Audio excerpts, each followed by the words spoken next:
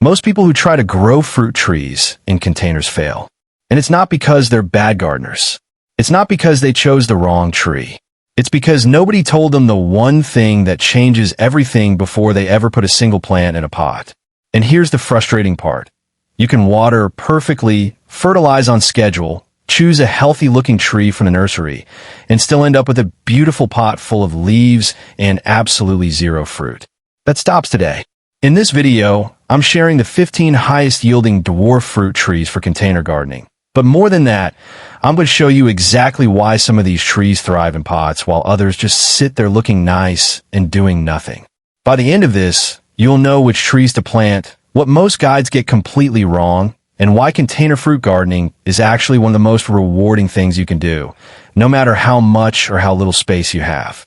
If you're brand new here, welcome. If you enjoy practical gardening advice that helps you grow more food with less frustration, go ahead and subscribe. That's exactly what this channel is about. Let's get into it. The secret nobody tells you. Before we get to the list, there's one thing you need to understand. And honestly, once you know this, you'll look at every fruit tree at the nursery completely differently. Most dwarf fruit trees are not dwarf because of their genetics. They're dwarf because of what they're grafted onto. Here's what I mean. When you buy a dwarf apple tree, the fruiting part, the Honeycrisp or Fuji or whatever variety you're getting, that came from a full-size tree. It was cut and grafted onto a completely different root system called a dwarfing rootstock. And that rootstock is what keeps the tree small. The most important one to know for containers is called M27. A tree on M27 rootstock will stay under 6 feet tall with almost no extra pruning. It starts producing fruit in just 2 to 3 years instead of the 7 to 10 you'd wait for a standard tree. There's also something called a genetic dwarf, a variety that's naturally compact, not because of its roots, but because of its DNA. These tend to anchor themselves even better in containers and are often the most forgiving choice for beginners. Why does this matter? Because if you've ever bought a so-called dwarf tree that grew much bigger than expected, there's a good chance it was grafted onto a semi-dwarfing or even standard rootstock. It wasn't sold wrong. It's just that not all dwarfs are equal. Now you know. So when you're shopping, ask what rootstock it's on, or check the tag. That small detail could be the difference between a tree that stays patio perfect for years and one that outgrows its pot in a single season. All right, let's get to the trees. Number 15, dwarf pomegranate. If you want a container tree that earns its space in every single season, this one's worth knowing about. The dwarf pomegranate flowers heavily, vivid orange-red blooms in summer, and then produces small but fully edible fruit through fall. It's drought-tolerant once established, which for a container grower is honestly a lifesaver. Most container plants punish you for missing a watering day. This one has a little more grace. It tops out around 3 to 4 feet in a pot. It's happy in zones 7 through 11, and it can come indoors in colder climates without complaint. The fruit is a little smaller than what you'd find at the grocery store, but the flavor is excellent. And there's something genuinely satisfying about cracking open a pomegranate you grew yourself on a patio. Number 14, patio plum. Stone fruit in a container sounds ambitious. It really isn't. Plums on pixie rootstocks stay compact, typically 4 to 5 feet in a pot, and they bloom beautifully in early spring. That early bloom is worth mentioning because it means fruit arrives before most of your other container trees have done anything interesting. It's one of the first harvests of the season, and that makes it feel especially rewarding. Choose a self-fertile variety like Victoria or Opal, and you won't need a second tree. Give it a 15 to 20 gallon container, full sun, and good drainage, and this little plum will reliably produce for years. Number 13, dwarf apricot. Here's one that surprises people. Apricots, inapot. Varieties like Moore Park Dwarf or Garden Annie stay under 6 feet and produce full-sized, genuinely sweet fruit. What makes apricot special as a container tree is the blooms. They flower earlier than almost any other fruit tree, and the fragrance is remarkable. You get the sensory payoff of an orchard tree without needing an orchard. They do best in zones 5 through 9. They want good drainage and full sun. And like most stone fruits, They appreciate a light feed with a balanced fertilizer in early spring, just as those buds start to open. Number 12. Dwarf nectarine. Nectarines are essentially smooth-skinned peaches, and in a container, they behave almost identically.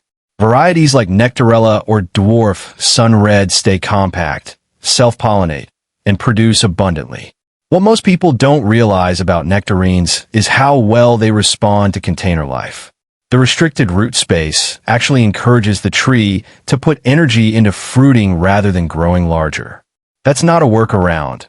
It's the tree doing exactly what it was designed to do. Full sun, good airflow, and a 20 to 25 gallon pot. That's really all it needs. Number 11. Dwarf Cavendish banana. I know what you're thinking. A banana tree. Inapot. In most of the U.S. Yes, the dwarf Cavendish stays around 4 to 6 feet in a container, and it can genuinely produce fruit, real, full-size bananas, with enough warmth and light. In zones 9 and 10, it lives outside year-round. Everywhere else, it comes indoors as a striking houseplant through winter and goes back out in spring. It's bold. It's tropical. And honestly, having a banana plant produce a cluster of fruit on your patio is one of those gardening moments people just can't stop talking about. Okay, before we get to the top 10, I want to stop for a second because there's a mistake I see constantly with container fruit trees. And it's one of those quiet failures. You don't notice it happening until it's already done its damage. It's your pot color. A standard black plastic container sitting on a sunny patio in July can reach root zone temperatures of over 120 degrees Fahrenheit. At that temperature, root tips die. Water uptake shuts down. And here's the cruel part. The symptoms look exactly like drought stress. So you water more, which makes things worse. The fix is simple. Use white, cream, or light terracotta containers. They reflect heat instead of absorbing it. Fabric grow bags work beautifully too, because water evaporates through the walls and naturally cools the root zone. If you love the look of a dark pot, use the double pot method. Set your tree inside a plain lighter colored liner and drop that liner into your decorative pot with a small air gap between them. This one change can completely transform how your container trees perform through the hottest months. Keep that in mind as we go through the rest of this list. Number 10. Columnar apple. Here's where things get interesting. Columnar apples grow in a narrow vertical pillar, typically under 2 feet wide and 6 to 8 feet tall. They look almost architectural. 2 of them in matching containers flanking a doorway or lining a patio edge is genuinely beautiful. But here's the thing most people miss. Columnar apples are not self-fertile. You need 2 different compatible varieties planted side by side and blooming at the same time to get fruit. North Pole and Scarlet Sentinel are the perfect pairing. They bloom together, pollinate each other, and both stay in that signature columnar shape. Hardy to Zone 4. This is also one of the best options for gardeners in colder northern climates who've struggled to find container fruit trees that survive real winters.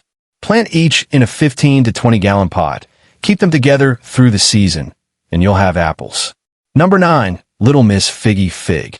Figs are one of the best kept secrets in container gardening. They genuinely thrive when their roots are confined. The restriction actually signals the tree to prioritize fruit over foliage growth. Little Miss Figgy is a compact, self-fertile variety that stays under 4 feet tall. It's productive, it's beautiful, and the flavor of a sun-warm fig picked straight from your own tree is something that's difficult to describe if you've never experienced it. There's a richness to it, honey-sweet, slightly jammy, that store-bought figs simply can't match. In zones 8 through 10, it lives outdoors year-round. In colder zones, bring it in before the first hard frost. A 15-gallon container is sufficient. This tree asks very little and gives back generously. Number 8. Dwarf Peach. Imagine stepping outside in midsummer, reaching into a potted tree no taller than your shoulder, and pulling off a peach that's still warm from the sun. That is genuinely possible, and it's more straightforward than most people think. Bonanza and similar patio peach varieties are genetic dwarfs, meaning their compact size is in their DNA, not their rootstock. They're self-fertile, they start fruiting young, and they produce full-sized, full-flavored peaches on a tree you can move, manage, and bring indoors if needed. The one thing they do need is chill hours, a period of winter cold below 45 degrees. Most zones in the continental U.S. provide this naturally. If you're gardening in Zone 10 or warmer, look specifically for low-chill peach varieties designed for your climate. Give it a 20 to 25 gallon container, full sun, and a light hand with fertilizer. Too much nitrogen goes straight to leaves and away from fruit. Number 7. Kumquat. Most people are surprised to find kumquats on a high-yield list. They shouldn't be. The Nagami kumquat is one of the most prolific fruiting trees you can grow in a container. A mature plant can carry dozens, sometimes over 100, of those small, bright orange fruits at once. And unlike most citrus, you eat the whole thing, skin and all. The skin is sweet, the flesh is tart, and the combination is unlike anything else in the garden. Nagami is self-fertile, cold-hardy for citrus, down to about 18 degrees, and genuinely thrives in a pot. It doesn't need the same large container that other citrus does. A 15-gallon is sufficient for a mature tree. If you want to grow citrus, but your climate makes you nervous, the kumquat is your most forgiving starting point. Number 6. Dwarf avocado. And this is where a lot of people say, wait, really? Avocados in containers are absolutely possible, and they've become one of the most talked about topics in the container gardening world for a reason. Varieties like Holiday and Wirtz, also called Little Cato, stay under 8 feet, produce full-size fruit, and can be managed as patio trees in zones 9 and 10 or as indoor-outdoor trees in cooler climates. The key things to know: they need excellent drainage. Avocados hate wet roots, and they do best in large containers, 25 gallons or more at maturity. They're partially self-fertile, though production improves with 2 trees nearby. There's something almost surreal about picking a ripe avocado from a tree you grew in a pot on your patio. If you live somewhere warm enough to try it, it's worth it. All right, we're in the top 5. These are the trees I'd build an entire container garden around. Each one is a serious producer. One of them surprises almost every gardener who hears it. Let's go. Number 5. Stella's Sweet Cherry. Sweet cherries in containers. This one stops people in their tracks. Stella was the first commercially available, self-fertile sweet cherry variety ever developed. Before it existed, sweet cherries always required a pollinator partner. Stella changed that. And on Gisela 5 rootstock, it stays compact enough to manage as a 6 to 8 foot container tree. The Meyer lemon is a natural hybrid between a lemon and a mandarin orange. The result is a fruit that's less acidic than a standard lemon, thin-skinned, almost floral in flavor, and entirely different from anything you can reliably find at a grocery store. The scent of the blooms alone, sweet and heavy and citrus warm, is reason enough to have this tree near a door or a sitting area. And here's what really makes it earn this spot. A mature Meyer lemon in a container can produce 20 to 50 lemons per season. It's self-fertile. It can bloom multiple times a year. It's evergreen, so it looks beautiful every single month. It starts bearing young, often within the first year or two, and it thrives in containers at virtually every stage of life.